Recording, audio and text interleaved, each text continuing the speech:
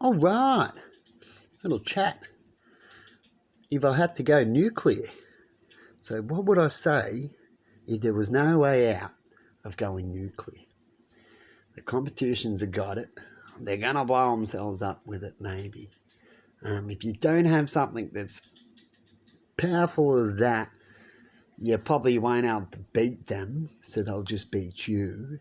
So you either come up with something new when it comes to compulsion and power energy, like Hitler tried to do with a nuclear bomb, right, to finish the war. Come up with a new power source, can create a lot of cool new ships and planes and all that kind of stuff.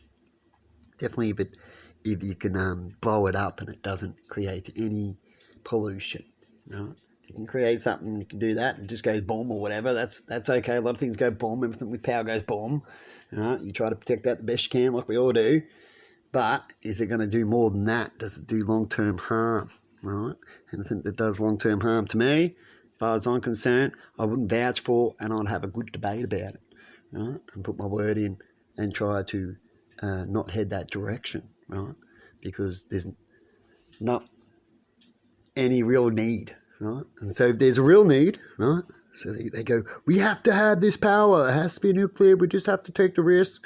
Hopefully, we don't have these problems with protecting these nuclear power plants inside subs and ships that are definitely cruising around out there for war defence, right? And so if you're going to use nuke, right, the sub, a little sub does pollution too, and the bigger the sub, more likely the more power you'd want. Definitely if you want to keep up with the little subs. If you go bigger, you're more likely to defend it, not do stupid moves, than having lots of little ones running around with the same nuclear pollution problem. If they get blown up and things leak, they will have problems. Just look up history. When a nuclear sub sunk and they had problems that they all worried about, was everything sealed up and going good, so there's no leakage, right? Because the risk is there. And no matter what they got to say, they said the Titanic was unsinkable, and what happened there? Yeah, that was a quick outcome on that one. And so if you're going to have to use nuclear, I would say to go probably bigger, like the British are doing, go bigger. Probably not more people in it, but if you go more people in it, like I said, you make more wiser decisions usually. And so hopefully nothing goes wrong. And when you go bigger, you can go bigger in protecting the nuclear power source that controls and powers it. I don't care about all the nuclear bombs and how they go. They're so great because they've got all these nuclear bombs and stuff on there. Well, there you go. They're not going to really do too much if one starts shooting. It encourages a lot to shoot, and if you ever do shoot, you got to make sure you had a damn good reason, because if you don't, it encourages a lot of other ones to do it.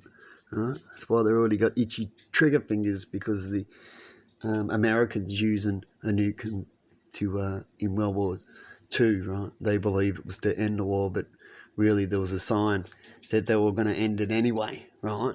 And we've got history about that. And really, they just went in there to quickly use the bomb and have a test. They wanted to test, right? If they thought of that and they knew all this, they could have just done that, and it's a high probability that they did, right? And we don't want people to do things like that when it comes to things that are unnecessary just to show a point. But anyway, have a good one. And I still prefer to go a different energy rate and have a thing that can pull up every now and then and have stations and stuff like that. As long as they're efficient for a little while. You don't want to have to fill up too much, because it becomes a downer. But maybe even half splitting certain things where you have the good subs cruise around, right, with the nuclears in there, more like scouts, and they stay out of the big battle things and they stay back, and you can send in smaller subs, right, that are powered by a different source, that if they get blown up and destroyed and if they do leak, it's minimal problem. So every time you look at power source and leakage, you always go, so which one would be the minimal if it happened? Which one would do more damage? Which one's more toxic to the ocean when it comes to the ocean leaking in there? Anyway, have a good one. See you later.